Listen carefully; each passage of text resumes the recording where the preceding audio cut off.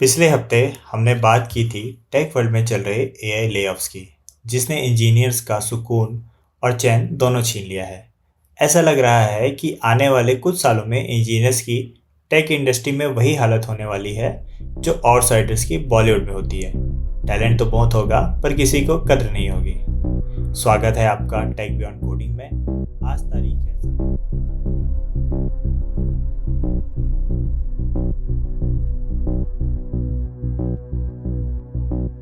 Coinbase ने recently 700 employees को lay off किया। वहीं क्लाउडफ्लेयर ने लगभग 1100 एम्प्लॉयज़ को कंपनी से निकाल दिया। और इंटरेस्टिंगली दोनों कंपनीज के सीईओ ने एक ही चीज़ हाईलाइट की, एआई प्रोडक्टिविटी गेन्स। कॉइनबेस के सीईओ ब्रायन आर्मस्ट्रॉन्ग ने एक डिटेल्ड एक्स पोस्ट में बताया कि एआई की वजह से डिलीवरी स्पीड ड्रामेटिकली इम्प्रूव हुई है और अब छोटी टीम्स पहले से ज़्यादा आउटपुट डिलीवर कर पा रही हैं। लेकिन अगर थोड़ी ग्राउंड रियलिटी देखी जाए तो पिक्चर उतनी सिंपल नहीं है। कॉइनबेस का बिजनेस पिछले कुछ टाइम से क्रिप्टो स्लोडाउन के प्रेशर में है। कोविड के बाद जो क्रिप्टो बूम आया था वो काफ़ी हद तक ठंडा पड़ चुका है। ऊपर से क्रिप्टो वॉलेट्स हैक्स, स्कैम्स और एक्सचेंज ब्रीचेस की वजह से पब्लिक ट्रस्ट भी इम्पैक्ट हुआ है। कंपनी ने रिसेंट क्वार्टर्स में रफली 394 मिलियन का लॉस रिपोर्ट किया था। इसलिए एआई नैरेटिव के पीछे फाइनेंशियल प्रेशर भी एक इक्वली इंपॉर्टेंट फैक्टर लगता है। फिर आती है क्लाउडफ्लेयर की पारी। क्लाउडफ्लेयर के को फाउंडर और सीईओ मैथ्यू प्रिंस ने बताया अराउंड 1100 एम्प्लॉयज़ को कंपनी से निकाल दिया गया है, यानी लगभग 20% ऑफ द टोटल वर्कफोर्स को ले ऑफ कर दिया गया है। इसमें सिर्फ इंजीनियर्स ही नहीं बल्कि एचआर, फाइनेंस और मल्टीपल ऑपरेशंस टीम भी शामिल थी। इंटरेस्टिंग बात यह है कि क्लाउडफ्लेयर फाइनेंशियली वीक नहीं चल रहा है। कंपनी ने रिकॉर्ड क्वार्टरली रेवेन्यू रिपोर्ट किया है और एआई बूम के चलते एनालिस्ट को उम्मीद है कि कंपनी एग्रेसिवली ग्रो कर सकती है। मैथ्यू प्रिंस ने लिखा कि नवंबर के बाद से एम्प्लॉयज़ की प्रोडक्टिविटी 2x, 10x और यहाँ तक कि 100x तक बढ़ चुकी है, वो भी एआई की वजह से।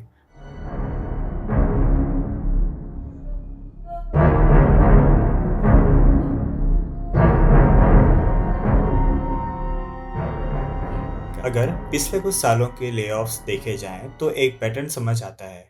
कोविड एरा में कंपनीज ने एग्रेसिवली ओवर हायरिंग कर ली थी, क्योंकि उस वक्त ऑनलाइन मीटिंग्स बूम कर रही थी, गेमिंग और स्ट्रीमिंग यूजेस पीक पर था, ई कॉमर्स स्पेंडिंग रैपिडली बढ़ रही थी और investing apps unprecedented traffic handle कर रहे थे। पर जैसे ही दुनिया नॉर्मल हुई, यूजर बिहेवियर भी नॉर्मल होने लगा। लोग फिर से ऑफलाइन मीटिंग्स, ऑनलाइन शॉपिंग्स और रियल वर्ल्ड एक्टिविटीज़ की तरफ शिफ्ट होने लगे। इसी वजह से 2022 और 2023 में ही लार्ज स्केल लेऑफ्स स्टार्ट होने लगे। तो कहीं ना कहीं लेऑफ्स का ट्रेंड पहले से चल रहा है, बस अब उसमें एआई का तड़का लगा दिया गया।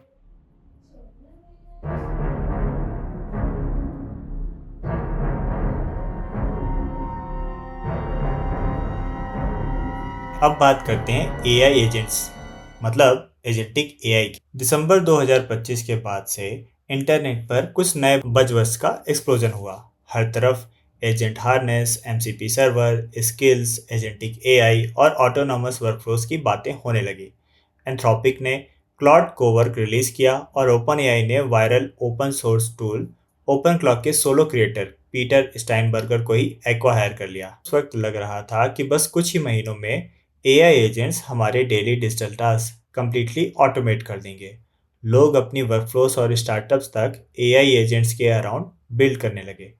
इंटरनेट पर हर दूसरे दिन कोई नया AI agent framework, autonomous browser tool या एआई एम्प्लॉयज़ लॉन्च हो रहा था।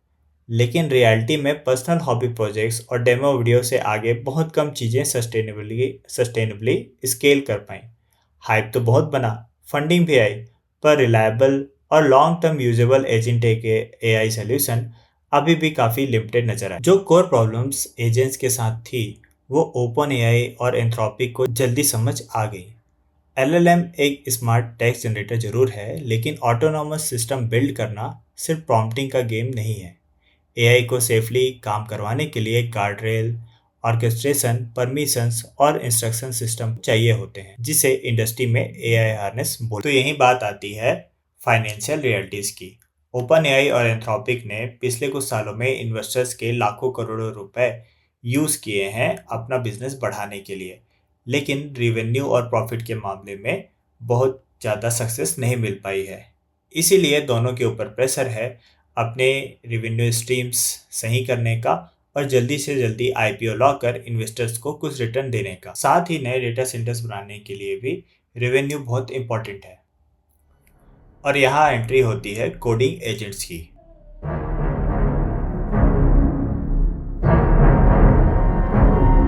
एआई एजेंट्स का ऑटोनोमस स्ट्रीम एक्सपेक्टेड स्पीड से सक्सेसफुल नहीं हुआ, पर एक एरिया है जहां एआई जेन्युइनली यूजफुल निकला, वो है कोडिंग। रीजन सिंपल है, कोड इंटरनेट पर ऑलरेडी हाईली स्ट्रक्चर्ड फॉर्मेट में अवेलेबल है, आउटपुट्स मेजरेबल होते हैं और वर्कफ्लो डिटर्मिनिस्टिक होते हैं। इसी वजह से क्लाउड ओपस सीरीज और ओपन एआई के कोडेक्स जैसे टूल्स प्रोग्रामर्स के बीच रैपिडली अडॉप्ट होने लगे। एआई कंपनीज को भी समझ आया कि नियर टर्म में रिप्लेस ह्यूमन से ज़्यादा प्रॉफिटेबल है डेवलपर्स को फास्टर बनाना। किसी भी दूसरे सेक्टर के मुकाबले टेक सेक्टर में नई टेक्नोलॉजीज का अडॉप्शन बहुत तेज़ी से होता है। इसीलिए हर काम करने वाले मल्टीपर्पज सुपर एजेंट्स बनाने से बेहतर है ऐसे स्पेसिफिक मॉडल्स बनाना जो कोडिंग जैसे टास्क में चैंपियन हो। इसी बिजनेस फोकस की वजह से ओपन एआई ने अप्रैल 2026 में अपने सबसे बड़े hyped AI video generator tool Sora को शट डाउन कर दिया। सोरा रोजाना लगभग $1 बिलियन का कंप्यूट कैश बर्न कर रहा था और रेवेन्यू के नाम पर सिर्फ नुकसान ही दे रहा था। जब एंथ्रोपिक का क्लाउड कोड पूरे डेवलपर और एंटरप्राइज मार्केट को तेजी से कैप्चर कर रहा था, तब ओपन एआई ने फिजूल का कंज्यूमर हाइप छोड़कर अपना कीमती कंप्यूट और फोकस सही जगह लगाने का फैसला किया, ताकि कोडिंग और एंटरप्राइज मोनेटाइजेशन को एग्रेसिवली जीता जा सके। और इसीलिए एंथ्रोपिक के सोनेट, ऑपस या ओपन एआई के कोडेक जैसे मॉडल्स मार्केट में आए और इन्होंने सिर्फ कोड जनरेट करने की स्पीड ही नहीं बढ़ाई बल्कि एक्यूरेसी भी बढ़ा दी। और इसी वजह से कंपनीज को लगने लगा कि अब उन्हें पहले की तरह बड़ी इंजीनियरिंग टीम्स की जरूरत नहीं है, और इसीलिए कंपनीज ने एआई प्रोडक्टिविटी के नाम पर लोगों को फायर करना शुरू कर दिया। जब टीम्स स्पीड के प्रेशर में सिर्फ फीचर शिफ्ट करने में फोकस करती हैं, तब वहीं हिडन बर्डन धीरे धीरे कॉग्निटिव डेप्थ में कन्वर्ट होने लगता है। क्योंकि एआई ने सॉफ्टवेयर बनाना तो फास्ट कर दिया है, पर सॉफ्टवेयर को डीपली समझना, मेंटेन करना और इफिशिएंटली इवॉल्व करना उतना फास्ट नहीं हुआ। आज डेवलपर्स पहले से ज़्यादा कोड जनरेट कर पा रहे हैं, लेकिन हर जनरेटेड लाइन के साथ एक हिडन रिस्पॉन्सिबिलिटी भी आती है। उस कोड को समझना, प्रॉपरली डिबग करना, ऑप्टिमाइज करना, सिक्योर करना और फ्यूचर में मेंटेन करना।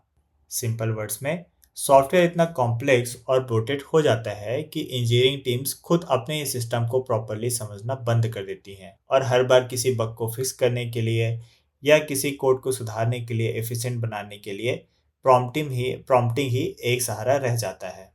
और इस तरीके के डेवलपमेंट के नतीजे या इनके साइड इफ़ेक्ट्स आज क्लियरली विजिबल होने लगे हैं।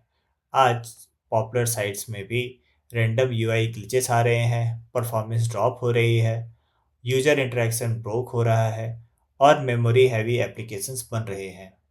और अब ये पहले से बहुत ज़्यादा कॉमन हो रहा है।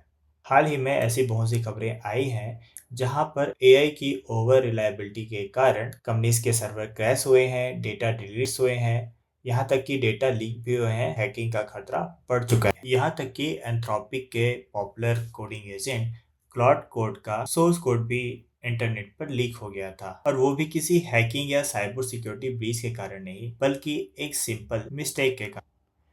फिर भी कहीं ना कहीं डेवलपर्स की प्रोडक्टिविटी एआई के साथ बढ़ी तो जरूर है, लेकिन इसका ये मतलब नहीं है कि कंपनी सबको ले ऑफ करती रहे। आज सीईओज और अपर मैनेजमेंट का पूरा फोकस एआई प्रोडक्टिविटी मैट्रिक्स और लेअप पर शिफ्ट हो गया है। हर कंपनी खुद को एआई फर्स्ट प्रूव करना चाहती है। प्रॉब्लम यह है कि बहुत जगह एआई को स्ट्रेटेजिकली यूज़ करने के बजाय उससे सिर्फ एक कॉस्ट कटिंग मशीन बना दिया गया है।